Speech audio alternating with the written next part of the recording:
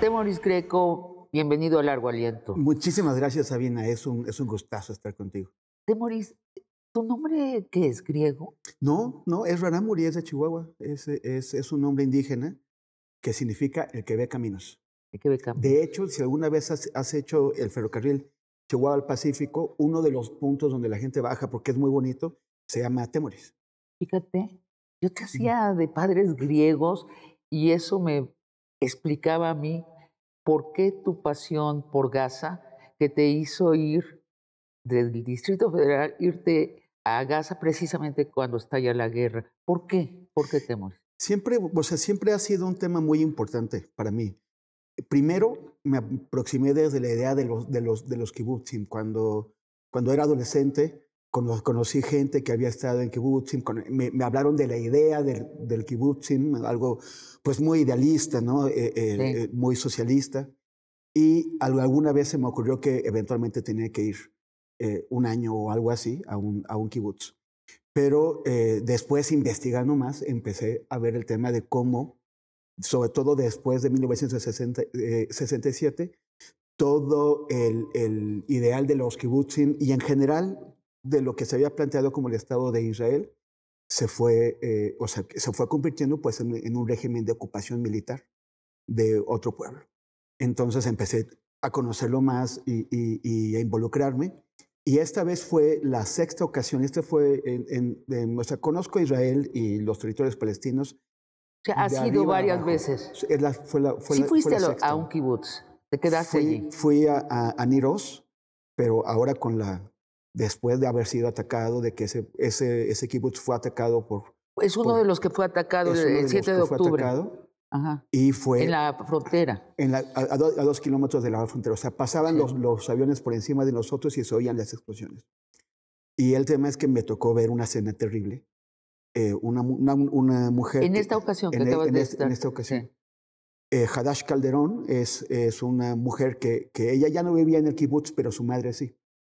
Y le tocó ir a ver la casa por primera vez. Fue el momento en que llegó después de todo esto, en que llegó a ver la casa de su madre quemada, destruida. Habían asesinado a su madre, habían asesinado a una sobrina suya, se habían llevado a su marido y a sus 2 hijos chiquitos. Y estaban en ese momento en Gaza. Ahora los hijos fueron liberados como parte de los intercambios de rehenes, pero el marido sigue detenido Secuestrado. o como rehén en Gaza. Se apellida Calderón. ¿Es de Sí. Latinoamérica?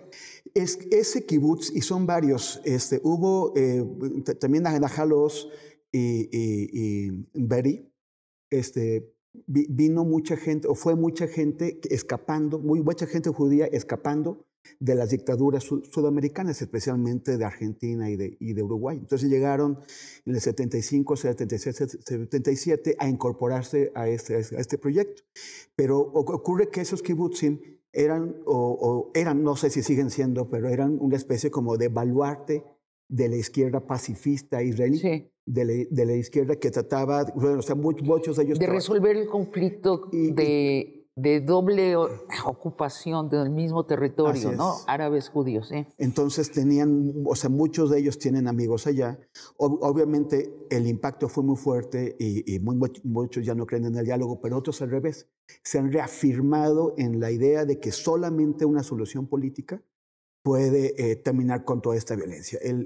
Los escudos de hierro y la violencia solamente perpetúa estos ciclos de violencia.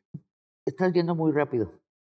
Te pregunto sobre qué te dijeron cuando llegaste a Israel, qué te dijeron precisamente tus amigos izquierdistas, judíos, que creen en que es viable convivir judíos y árabes, pero que fueron víctimas del ataque de Hamás, que perdieron gente, como el ejemplo que acabas de decir de tu amiga Calderón, Hadash Calderón. Hadash quiere decir nuevo. Hadash Calderón, nueva Calderón, la nueva Calderón. ¿Qué te dijeron esta mujer, por ejemplo?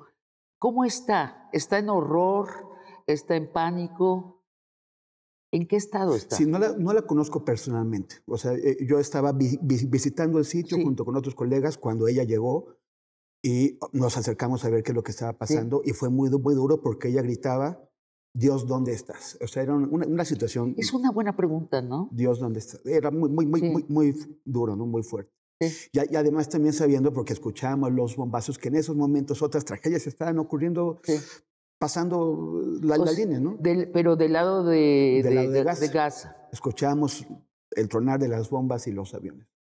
Entonces eso fue muy fuerte, pero con mis amigos, con Sí, gente con la que yo he visto trabajando al lado de los palestinos, trabajando en Cisjordania, interponiendo el cuerpo, porque una cosa que hacen es que si hay una protesta de palestinos porque les están robando las tierras de una aldea, el ejército o la MAGAF, que es la policía de fronteras, que es una policía militarizada que se encarga de pegarles a los palestinos, pues interviene, y lo que estos activistas hacían era colocarse en medio para darles tiempo a los palestinos de correr, porque a los judíos los detienen, a los palestinos los apalean y pueden hasta dispararles y matarlos.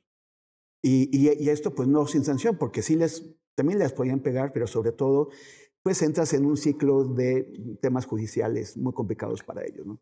¿Sabes? Yo creo que esa pregunta que lanzó al aire esta mujer es de veras la que captura mi sentimiento.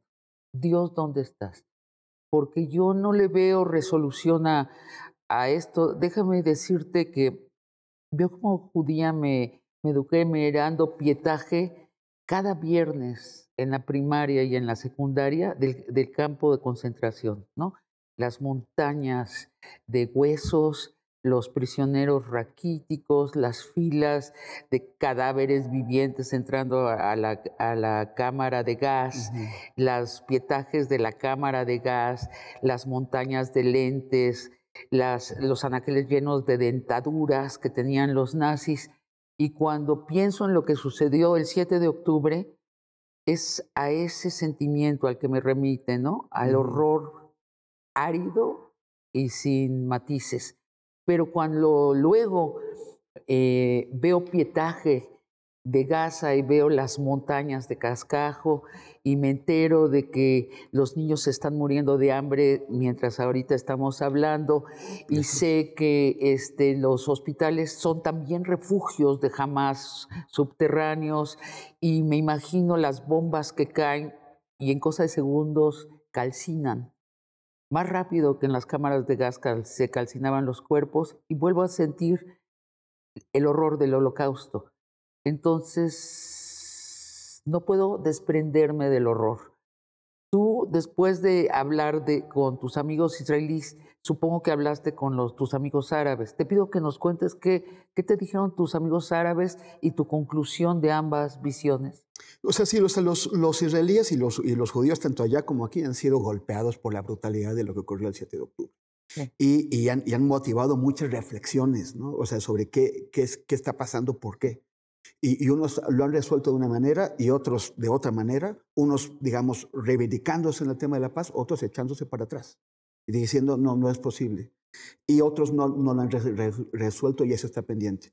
En el caso de los árabes, creo que ellos lo tienen muy claro. Ellos, todo lo que pasó el 7 de octubre, no, o sea, la historia no empezó el 7 de octubre, No. ¿no? Empezó hace muchísimos años y, o sea, cada quien puede ubicarlo en un O momento sea, ellos histórico piensan que el distinto. culpable es Netanyahu, por ejemplo. Yo Eh, creo que el culpable principal de la situación actual es Netanyahu y sus aliados, la extrema derecha israelí, con la colaboración indispensable. O sea, Netanyahu le debe todo a Hamas. Claro, y Neta- jamás le debe todo a Así Netanyahu, es. ¿cierto? O sea, Ujú. Netanyahu, explicitemos para la gente que no conoce tanto como tú el tema. Netanyahu patrocinó a Hamas, ¿en qué sentido? En primer lugar, mira, en 1995 asesinan a Yitzhak Rabin, que era el primer ministro que estaba intentando transitar por la ruta de los acuerdos de paz de Oslo Sí, de 2 años antes. Lo asesina un extremista israelí, un extremista de derechas, con el objeto de ortodoxo. descarrilar. Ortodoxo Sí, nacido en Estados Unidos. y su idea era descarrilar el proceso. Sí, claro. Y lo logró. ¿Cómo lo logró? Lo primero que provocó fue una ola de popularidad o de apoyo, de solidaridad con con la gente del Partido Laborista, que era el que pertenecía a Rabin, con Shimon Peres, que iba a ser su sucesor, y en las encuestas iban en caballo de Hacienda para ganar las elecciones de mayo del 96. Pero en febrero y marzo del 96, Hamas desata una campaña de atentados suicidas con bombas. Se metía un hombre a un autobús repleto de gente y ahí había, en uno de esos hubo 26 muertos y 81 heridos. Y eso cambió el sentido de las encuestas.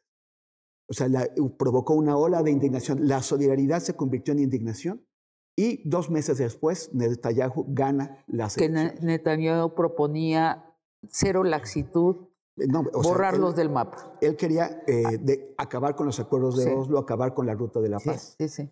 Y a partir de ahí Netanyahu se convierte en la figura dominante de la política israelí.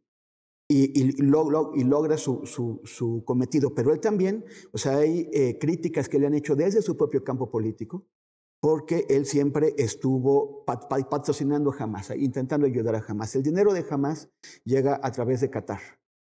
Y Qatar tenía que llevarlo en efectivo a la Franja de Gaza. Y a pesar del bloqueo de Gaza, Netanyahu siempre arregló para que ese dinero en efectivo pasara vía Israel. Era la única forma en que podía entrar. O sea, Netanyahu favoreció la polarización. O sea, que gobernara en Gaza un grupo extremista que quiere la destrucción de Israel. Porque se alimentan. Tú sabes que los extremos se alimentan. Entonces había un movimiento de liberación. Existe todavía un movimiento de liberación de Palestina que Netanyahu necesitaba romper para terminar de sacarlo de la ruta de Oslo. Entonces, apoyar el crecimiento de un movimiento que no es de liberación de Palestina, sí es de la resistencia palestina, pero no buscan la liberación de Palestina. El movimiento de liberación de Palestina es laico y cree en la existencia de 2 estados. Hamas no es laico, es un movimiento de fanáticos religiosos que quiere la destrucción del Estado de Israel. Entonces, la existencia de Hamas y sus acciones justifican la violencia de Netanyahu. Y la violencia de Netanyahu justifica la violencia de Hamas. Entonces, se hace una cooperación de enemigos. Entonces, ¿tú dirías que los enemigos de la paz son el gobierno de Netanyahu y Hamas? Sí, o sea, bueno, no es nada más Netanyahu. Ahora tiene ya... Netanyahu está viviendo sus últimos días políticos, de su carrera política. Sí, así es. Porque ahora, es una fantasía de los israelíes que van a sacar a Netanyahu. Yo no conozco a un israelí que no quiera que se vaya Netanyahu, aún los que lo admiraban y lo amaban. Pero eso resuelve el problema, porque del otro lado está Hamas, y Hamas, mientras más palestinos mueran en Gaza, más fuerte es Hamas. Netanyahu, por el momento, los que son más fuertes para reemplazarlos son 2 ministros: su ministro de Seguridad, que se llama Itamar Ben-Gvir, y su ministro de Justicia, que es Bezalel Smotrich, que son todavía más ultras y más radicales que Netanyahu. ¿Y tú crees que ganen? En este momento. O sea, porque que se le culparía a Netanyahu de haber descuidado. De haber sido indolente y que no haber reaccionado a la posibilidad de un ataque de Hamas. No se le acusa de haber polarizado la situación. ¿Es lo que estás diciendo? Hay un sector de la política israelí que sí ve, por ejemplo, sus alianzas extremistas, su personalismo, porque todo tiene que girar alrededor de él. Todas sus decisiones están determinadas por su sobrevivencia política, sí, no por otra cosa. Y también porque pues, fue Netanyahu quien descarriló. Vi un video muy impresionante de una chica del kibbutz Be'eri, una chica de 19 años que estaba desplazada en el Mar Muerto a raíz de eso y que escapó. Ella estuvo encerrada y logró sobrevivir a la matanza que hizo Hamas. Y ella decía que Netanyahu los había convencido de que no hacía falta alcanzar la paz porque tenía a los palestinos bajo control, porque tenía a Hamas bajo control. Y dijo, y no los tenía bajo control. Los convenciste de abandonar la solución política por tu muro de hierro, porque también Yocheved Leibowitz, que es una anciana de 86 años, que fue liberada. ¿De cuánto? De 86 años. Que fue liberada por Hamas. Y ella dijo, gastamos miles de millones de dólares. Nos convenció a Netanyahu. ¿Fue secuestrada y luego liberada? Fue secuestrada, fue la primera liberada junto con otra mujer. Pero ella nos convencieron de gastar miles de millones de dólares en este escudo de hierro infalible y lo traspasaron con mulas y con burros y motocicletas y camionetas. O sea, dice, pero la justificación de abandonar la solución política era porque estábamos seguros en lo que dice, y no estábamos seguros. Ahora, en Gaza no hay una resistencia jamás.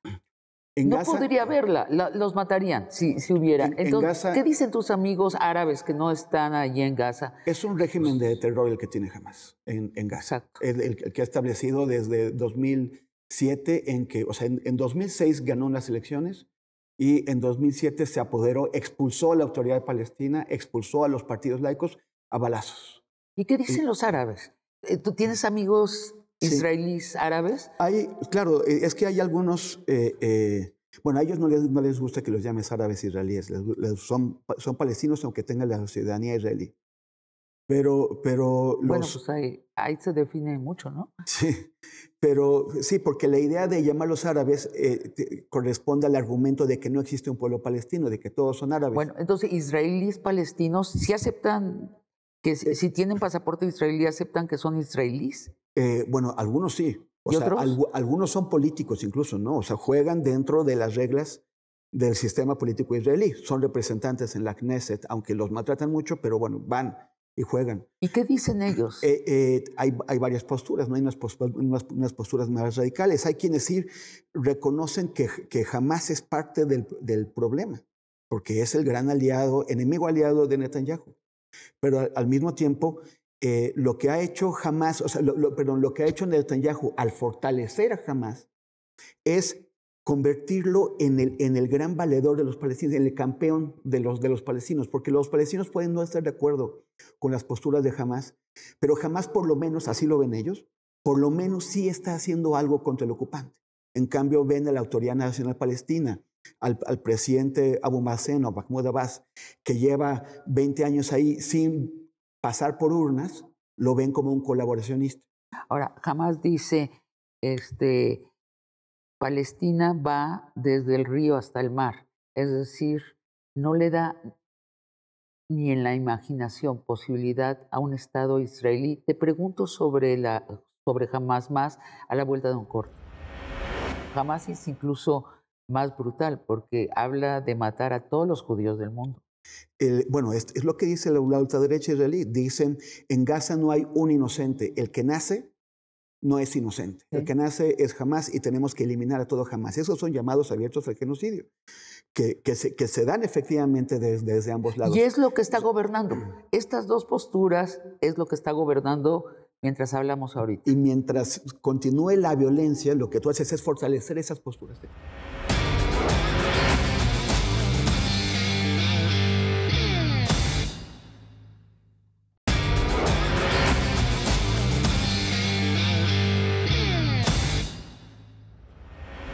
Hamas dice, Palestina es del río hasta el mar. Ni siquiera en la imaginación le da un espacio al Estado de Israel. Posible. Mientras Hamas esté gobernando, no hay posibilidad de esa conciliación entre los dos pueblos. Mira, sí. Hamas no es monolítica. Hay varias tendencias adentro. Y hay una tendencia que había logrado imponerse y que Netanyahu la descarriló. A fines de la década pasada, empezó a haber un diálogo entre Hamas y Fatah, que es el principal partido de la Organización para la Liberación de Palestina. El presidente Abu Mazen pertenece a Fatah.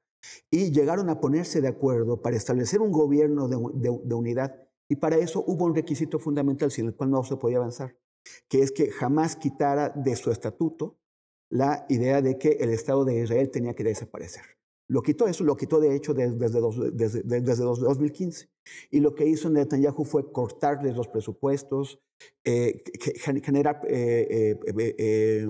provocaciones y muchas veces algunas facciones de Hamas o en general de otros grupos también militantes terminan sirviendo a este propósito de generar las provocaciones por las cuales terminan aventándose cohetes. Entonces, como lo narra la prensa tradicional, que es, no hay solución. Acá uno de los dos va a desaparecer, o Hamas con el pueblo de Gaza o Israel.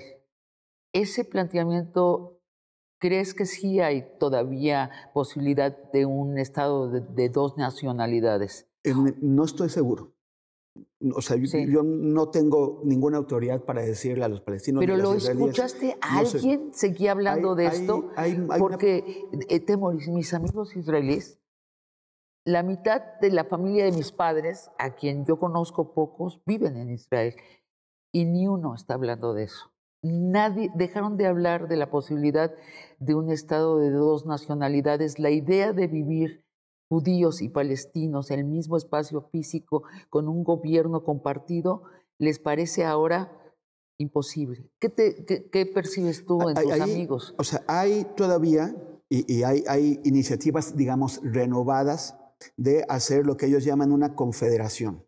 ¿Qué es? Una confederación donde haya una separación física entre Cisjordania, Gaza y el resto del país, pero que haya un gobierno compartido donde se tomen las decisiones, porque es pequeñito todo. O sea, todo es muy chiquito. Es pequeñito. Dicen que todo Gaza es del tamaño de la ciudad de Nueva York, ¿no? Sí, o sea, cabe, Gaza es muy pequeño, cabe 4 veces adentro de la demarcación de Ciudad de México, no del área metropolitana, de Ciudad de México. ¿Qué será el tamaño de Iztapalapa? No, yo creo que puedes juntar, debe ser como Tlalpan, o sea, aproximadamente, que es la delegación todo más Gaza. grande, es la alcaldía Sí. más grande, ¿no?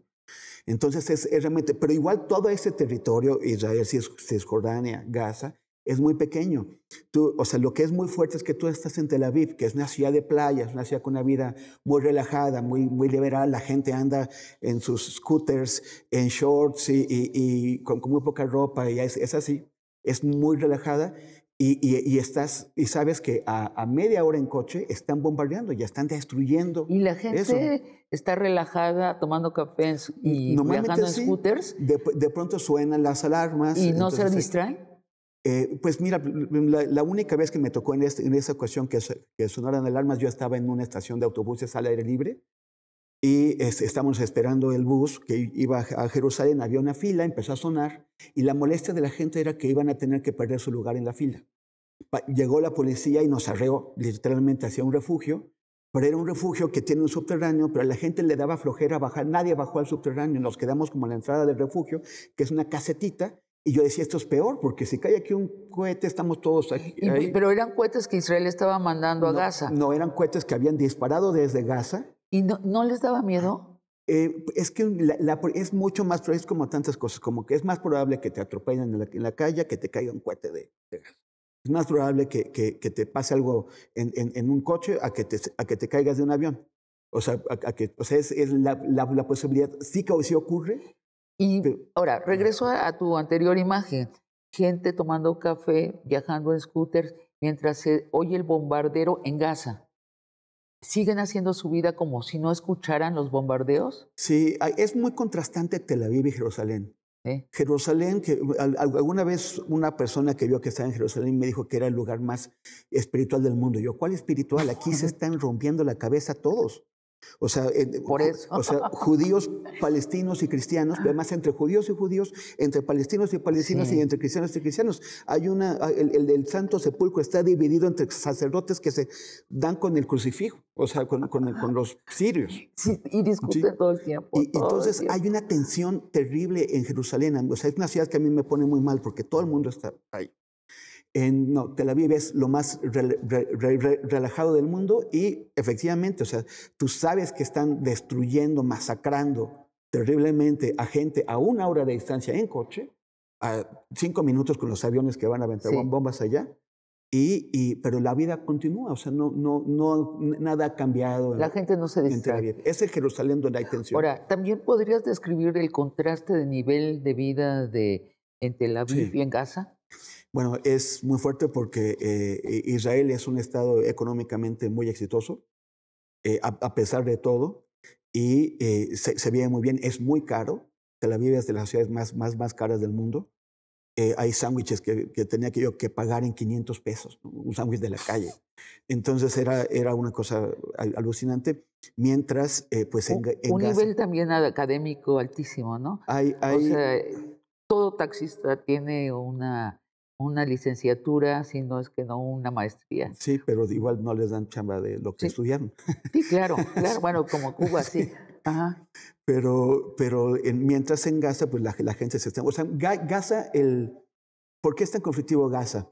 Es o sea, como decimos, es muy pequeño, es un bancote de arena con apenas recursos naturales, no tiene nada, o sea, es por arena, que no debería estar tan poblada. Está tan poblada porque la mayor parte de la gente que vive hoy ahí son descendientes de los palestinos que fueron expulsados de sus casas en 1948 y que tuvieron que irse a juntar allá y que han crecido ahora. ¿Y teóricamente podrían salir de Gaza y emigrar? Muchos de ellos, bueno, no, pues es que nadie los va a dejar salir de Gaza. O sea, hay una postura. O sea, si la señora tal y sus 2 hijos, ella quiere irse a Jordania, ¿no puede ir? ¿O a Egipto? Es que no pueden salir. ¿No pueden salir? O sea, la mayor parte de la frontera de Gaza está controlada por Israel.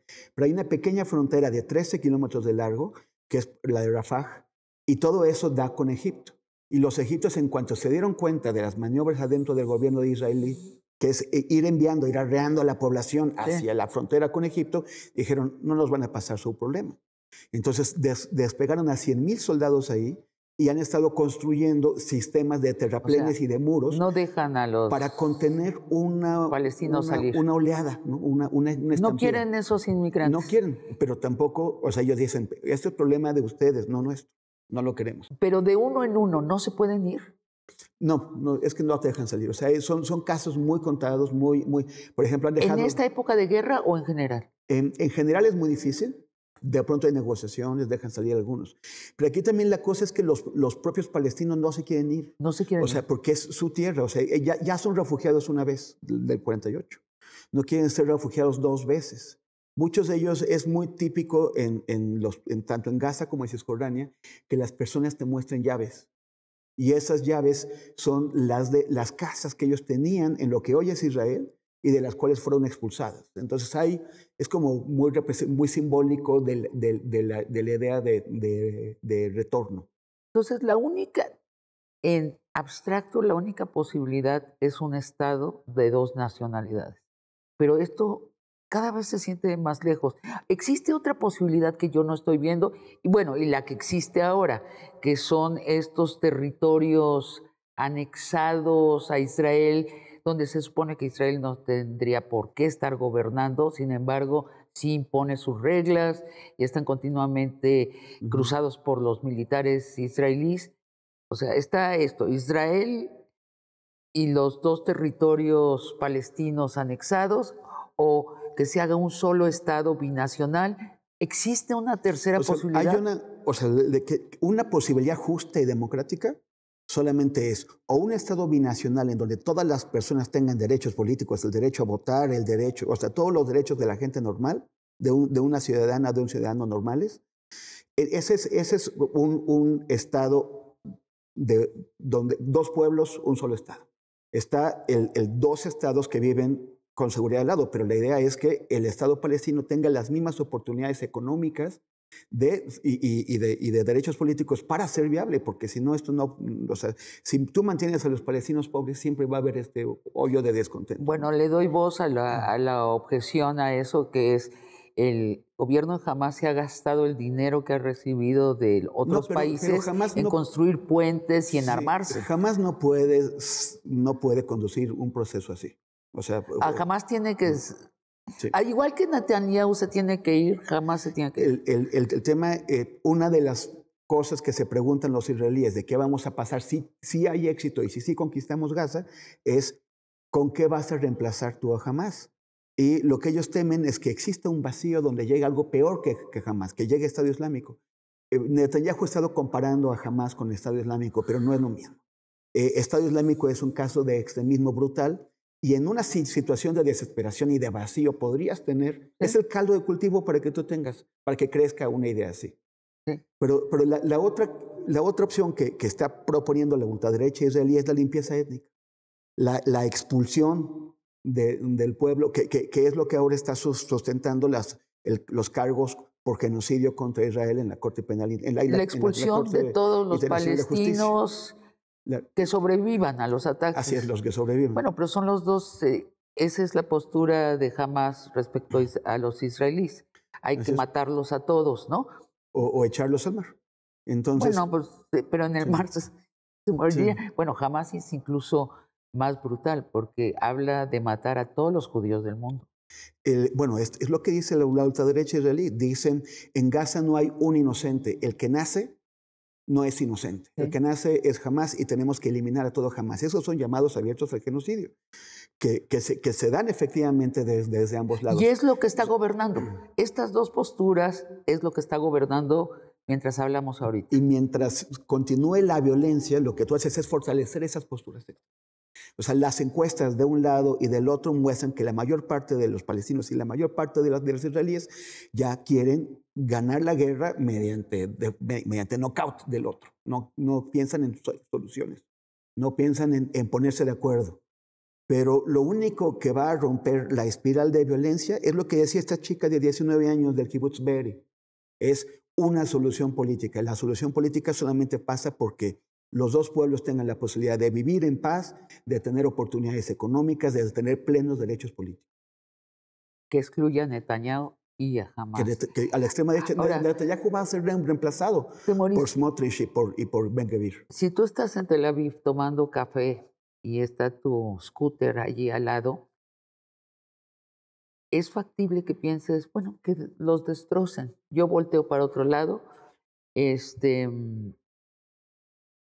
pero si estás en Gaza y eres un médico en un hospital y que sabes que debajo de tus pies hay un refugio de Hamás, o sea, que Hamás construyó debajo de un hospital un refugio y que los israelíes cualquier día de estos van a dejar de caer una bomba sobre tus pacientes o sobre ti mismo, ese médico podría estar pensando que es a muerte el conflicto, porque para él la muerte es algo que puede suceder en los próximos 5 minutos.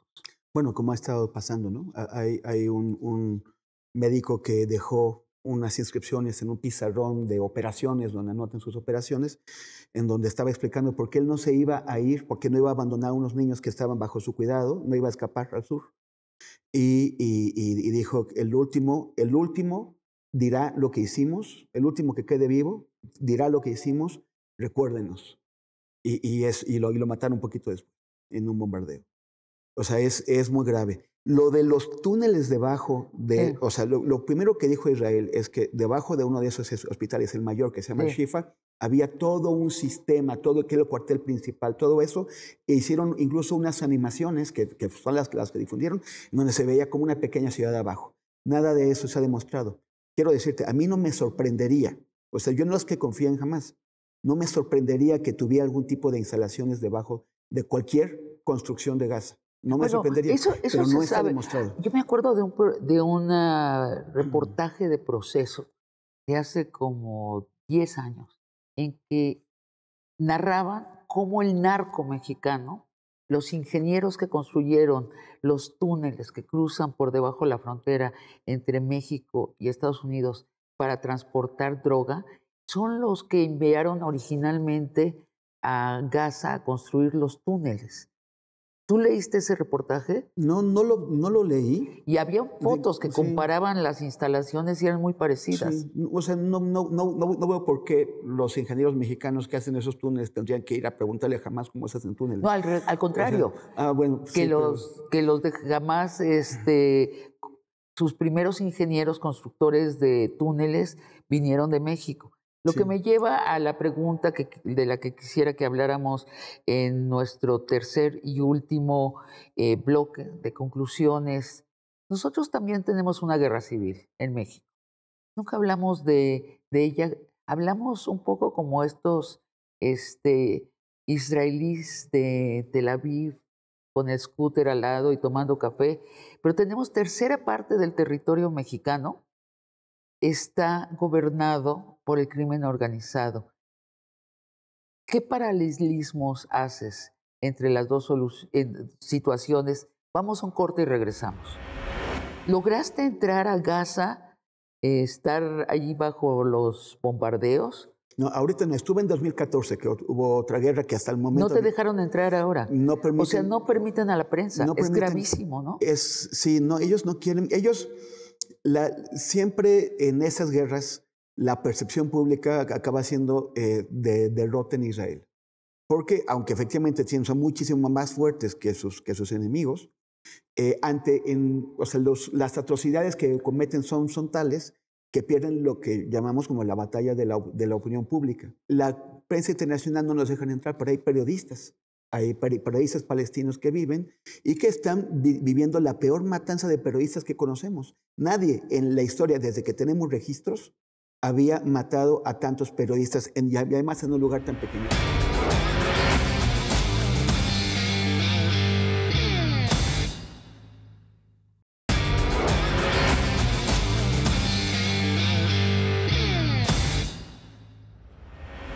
Temoris, te la dejé muy fácil. Un comparativo entre la situación en México del narco y el resto de la población y lo que pasa entre los israelíes y los de Gaza. Creo que sí no es muy racional la comparación posible, pero en humores sí. Siento que los que estamos fuera de los territorios ocupados por el narco en México vivimos eso como algo que está sucediendo en la distancia y que no nos compete. De pronto nos quejamos y decimos, ay, López Obrador nos prometió esto, Calderón lo arruinó, pero hablamos como si estuviera sucediendo lejísimos, con la misma humor que tú describes a los israelíes viendo que están bombardeando a una hora. ¿Tú encuentras algún nivel de comparación? Entiendo muy bien lo que dices, porque de pronto parece más fácil cerrar los ojos, ¿no? Parece más fácil decir, eso es bronca de los de allá. Claro, y porque hay esta sensación de no solucionable. Y entonces mejor dices, bueno, ya así pasa en Guerrero y ya, a mí me da igual. ¿Qué puedo hacer yo? Pero también ocurre que, por ejemplo, de pronto, recuerdo Colima, hasta hace poco tiempo Colima era un lugar pacífico. Y de pronto, siendo tan pequeñito, es uno de los lugares con más violencia per cápita, ¿no? Por 100,000 habitantes. Y las cosas se desajustaron así de pronto. En un año ya tenían unos niveles y los propios colimenses decían, ¿pero cómo? O sea, ¿pero qué no era tranquilo aquí? Y eso puede ocurrir. Es que cuando descuidarnos parece lo más sencillo, ¿no? Aislarnos, olvidar qué es lo que pasa. Y ese olvido selectivo termina facilitando que las cosas que pueden ser los criminales, o también puede haber políticos, ¿no? O sea, un Milei que de pronto sale de ningún lado, o un Bolsonaro que no lo viste venir, un Trump, también puede pasar. O sea, el desatender o el desligarnos de las cosas que están pasando en nuestro país y de decir, mejor me olvido de eso, no protege de nada. Al revés, facilita que las cosas cambien y te tengan, o sea, te sorprendan desprevenida. Sí que tenemos que ocuparnos y tenemos que exigir. Comentamos hace un momento en la pausa que hubo muchísimas promesas del presidente por el que votamos, que era, o sea, sí, efectivamente Calderón y Peña Nieto dejaron una tendencia a la alza desproporcionada. Sí. La tendencia venía bajando hasta que Calderón lanzó su guerra y se fue a las nubes. Pero lo que nos prometió el presidente no fue la contención, que es lo que ha logrado. Y hay que agradecer que lo logró. Sí. Pero lo que prometió fue bajarlo de una forma en que pudiera darnos la confianza de que las cosas iban en la ruta correcta para sentirnos más tranquilos. Y no es así. Y no es así. Y no es así. De ahí la sensación de insoluble. Ahora, como bien dices, pueden salir soluciones que no tomamos en cuenta y que no nos van a gustar. Una es de que gane Trump la presidencia y decida invadir a México con el pretexto que el narco es una fuerza terrorista. Que sería la cosa más hipócrita del planeta, digo, claro, porque sí. Estados Unidos arma al ejército mexicano y arma a los narcos.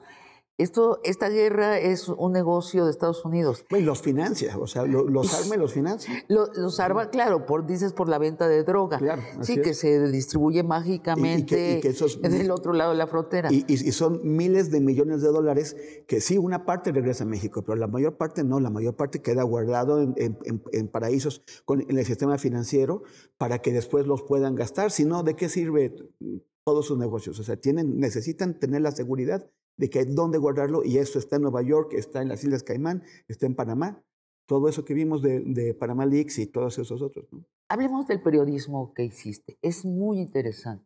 Tú decidiste irte y nos escribiste a periodistas, a nuestros espacios digitales, avisándonos que te ibas y diciéndonos, y los que quieran contribuir a mi estancia allí, contribuyan, ¿no? Y varios lo hicimos. Esto es una manera totalmente nueva. ¿La inventaste tú? No, ya me lo había planteado con Ucrania. Bueno, y te agradezco, por cierto, Sabina, que tú le entraste también al bote, como muchísima gente Sí. que puso hasta 50 pesos, muchísimas personas. O sea, hubo un fenómeno súper interesante que yo no pensaba que fuera posible, de un montón de gente que, ¿Sí, suficiente? que dijo, sí, no, o sea, salió. O sea, de hecho, yo había pagado el boleto de avión para 2 semanas y acabé extendiéndolo a un mes. Incluso con los precios de Israel. O sea, pero cuenta son... quién medios como Largo Aliento, pero ¿quién más? Astillero Informa, la directora del periódico Vanguardia de Saltillo, un periódico local, Coguanín Silva, también, o sea, ella no aportó directamente, pero lo que hizo fue darme unas cápsulas diarias para sus redes que me pagaban. Entonces eso fue Claro. El periódico Río 12 de Culiacán, que era donde estaba Javier Valdés, nuestro colega asesinado.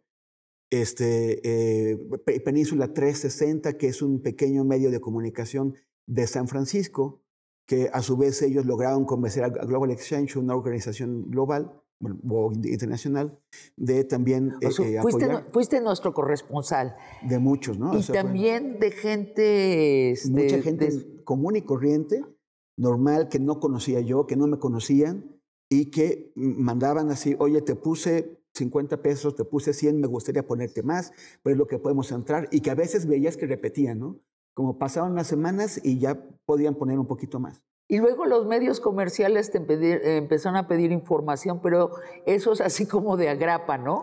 Sí, hubo varios medios. O sea, bueno, estuve colaborando un montón con Milenio, que es donde normalmente colaboro, y ahí todavía seguimos publicando reportajes sobre esos.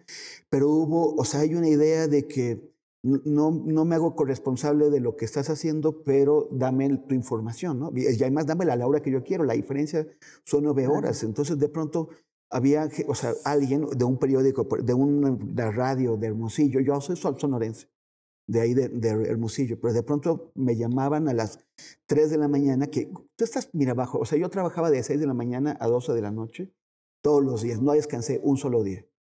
Y de pronto alguien te interrumpe, o sea, te llama a las 3 de la mañana, y dice, oye, ¿sí te das cuenta de la hora? Ah, sí, perdón, pero mira, lo que queremos es... No, hacer un Zoom. Sí. Vamos a hacer un Zoom para nuestro noticiario. Así es. Y eso era... Es que lo sé porque lo reportaste. Sí. Y se hizo una polémica, o sea, así, pero es que básicamente les valió. Entonces, es no solamente abuso de ti, pidiéndote esta información que queremos que nos des gratis y nada más porque sí. Y además, no me importa y te molesto en tu pequeño periodo de descanso, nada más porque es lo que conviene, ¿no? Entonces, esa vez sí o sea, fueron bastantes. Pero en particular con estos de Hermosillo me enojé mucho por el descaro de llamarme a esa hora y de que, oye, ¿sí te das cuenta de qué hora es? No, sí, perdón, pero igual me da igual y sigo, no, pues no, los mandé al diablo. Es que actualmente hay 2 tipos de periodismo, uno que carece de recursos y otro que tiene recursos, muchos de los cuales habría que preguntar si son lícitos, ¿no? Por ejemplo, reciben dinero destinado a publicidad de los gobiernos, además que es dinero público. ¿Qué hace el dinero público en los medios de comunicación? Y esto ha sido la norma en México, pues desde que yo me acuerdo, o sea, por lo menos desde hace 40 años es así. Los grandes medios comerciales, les deberíamos dejar de decir comerciales, porque no son comerciales, son subsidiados por el rubro publicidad de los distintos gobiernos del país. Regresando a Gaza, ¿te fuiste? ¿Lograste entrar a Gaza, estar allí bajo los bombardeos? No, ahorita no. Estuve en 2014, que hubo otra guerra que hasta el momento... ¿No te dejaron entrar ahora? No permiten... O sea, no permiten a la prensa. No es gravísimo, ¿no? Sí, no, ellos no quieren... Ellos Siempre en esas guerras la percepción pública acaba siendo de derrota en Israel. Porque aunque efectivamente son muchísimo más fuertes que sus enemigos, o sea, las atrocidades que cometen son tales que pierden lo que llamamos como la batalla de la opinión pública. Entonces ahora estuvieron preparándose, o sea, ellos llevan, tú sabes lo que es la Hasbara es idea como de relaciones públicas, de estar haciendo propaganda a favor de lo que sea que haga el Estado de Israel, bueno o malo. Ellos estuvieron preparando sus técnicas de Hasbara durante varios años, pensando en que la siguiente guerra no perder la batalla de la opinión pública. Y eso significa dos cosas, que si en 2014 nos dejaron entrar a Gaza, ahora lo más que puede acercarnos fue a 2 kilómetros y ya todo bajo control estricto militar. O sea, todo eso es una zona cerrada. Tú no puedes pasar si los militares no te dejan. Y sin duda están perdiendo la guerra mediática. Sí. Se está generalizando la expresión genocidio. Y están masacrando a los... O sea, como... A ver, sí, la prensa internacional no nos dejan entrar, pero hay periodistas. Hay periodistas palestinos que viven y que están viviendo la peor matanza de periodistas que conocemos. Nadie en la historia, desde que tenemos registros, había matado a tantos periodistas, y además en un lugar tan pequeño como Y hay una hambruna. Hay hambruna, hay sed, porque una cosa es morirte de hambre, pero la sed es un desastre. Y como no hay electricidad, no hay combustible, o sea, ellos tienen muy pocos pozos, hay muy poca agua. Entonces tienen que calentar agua para quitarle la sal. Ahora, y al mismo tiempo tienen secuestrados israelíes. Al mismo tiempo. Y los están matando, pues, el ejército israelí. O sea, hay una cosa que se llama Foro de Familiares de Rehenes y Desaparecidos, que es en este momento el movimiento social con mayor legitimidad en Israel. Y ellos han estado diciendo que se ponga como prioridad el rescate de los y no se está poniendo. Ahora, Temoris, ¿tú crees que Hamás pensó que los secuestrados, colocados estratégicamente, iban a impedir la retaliación de Israel? Yo creo que es muy difícil porque tampoco tienen pleno control. O sea, cuando se produjeron las negociaciones para el anterior intercambio de rehenes, que jamás entregó rehenes, Israel liberó a sus propios rehenes, que es gente bajo detención administrativa, o sea, sin cargo, sin juez, sin posibilidad de defensa. Parte de las dificultades es que jamás no tenía conocimiento preciso de dónde estaban todos sus rehenes, porque algunos están en manos de Yihad Islámica o de otros pensaban? Grupos. Es decir, yo llego a la casa de los Chapitos y les tiro una bomba Molotov. ¿Qué creo? ¿Que no me van a atacar a mí de regreso? Digo, con todas las contradicciones morales que tiene el ejemplo que acabo de poner, o sea, Israel es infinitamente superior a la capacidad bélica que tienen Hamás. ¿Qué pensaban? ¿Cuál era el plan? ¿O el plan es suicida? Jamás, y esto me ha costado trabajo explicarlo, pero es importante dejarlo claro. Jamás conoce perfectamente a su enemigo, perfectamente, al milímetro. Conoce la doctrina de seguridad nacional de Israel, que es básicamente la disuasión mediante el terror. Es que no me ataquen porque tienen que saber que me matan a uno, yo mato a 20. Exacto. Y entonces sabe también que estamos ante el gobierno más extremista, más fascista que ha tenido Israel en toda su historia. Sabe perfectamente que Netanyahu, lo primero que le importa es su propia sobrevivencia y que iban a golpear directamente a Netanyahu. O sea, ellos sabían que la respuesta iba a ser brutal y que iba a costar miles de muertos y la destrucción de Gaza. Pero ellos finalmente tienen una lógica de fanáticos religiosos que los lleva. O sea, uno dice, porque hay gente que dice que o sea, cada muerto en esta Guerra Santa se va directo al paraíso. O son mártires, ¿no? Pero se vuelven famosos. Bueno, ya es muy difícil entre tanta gente volverte famosa. Híjole, es que la gente está muy loca. Sí, pero jamás supuestamente dice que hace esto para liberar a los palestinos. Pero yo creo que más que liberarlos, pues parece suicidio. Sí. Sin embargo, ellos apuestan a situaciones anteriores en las que, por ejemplo, Givat Shalit, que fue un soldado que jamás logró secuestrar y que eventualmente intercambió por 1,100 prisioneros palestinos. Exacto. Entonces, su idea era que llevarnos a tantos rehenes iba a facilitar un tipo de acuerdo parecido y que eventualmente iban a tener que ceder. Pero no es la postura del gobierno. No podemos saber exactamente cuál es el cálculo de Hamás.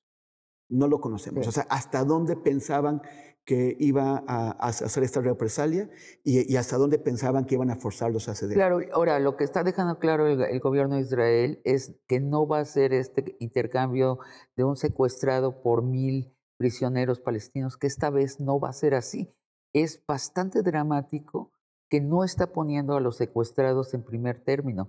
Está en la destrucción de Hamás. Y la reacción es el silencio, que me conduce a mi última pregunta. ¿Cuándo va a acabar?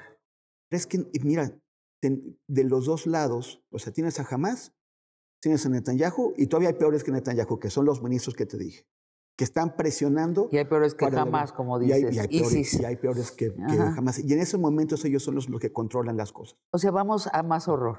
Netanyahu ya empieza a hablar de un año o de meses o algo así. Y mientras tenga la protección de Estados Unidos, el apoyo, Estados Unidos ha desplegado fuerzas navales muy importantes, incluido un portaaviones en el Mediterráneo, para decir, nadie se mete. ¿Sabes cómo lo veo? Es como el papá buleador, que es Estados Unidos, que ve a su hijo chiquito que está buleando a otro más chiquito, y el papá diciendo, nadie se meta, nadie se meta. Aquí dejen lo que le dé. O sea, nos faltan meses todavía de este horror. A menos que, o sea, por ejemplo, una resolución en La Haya de esta Corte Internacional de Justicia, ellos tienen que tomar medidas precautorias. Y en este caso una medida precautoria es el cese al fuego, que Israel difícilmente le va a hacer caso. Pero sí va a aumentar la presión internacional y va a forzar a Biden o al primer ministro, al canciller Scholz de Alemania o al primer ministro Sunak de Gran Bretaña, les va a costar mucho más trabajo explicarles a sus públicos, a sus pueblos, por qué están apoyando a un Estado que está bajo juicio de genocidio, por genocidio, y que la Corte de Justicia consideró que la acusación es tan sólida que ordenó el cese al fuego como medida precautoria para que no se siga cometiendo el crimen. Demonios. Te agradezco muchísimo esta conversación de largo aliento. Qué rico conversar contigo, Sabina. Amigos, los espero el próximo jueves para otra conversación de largo aliento.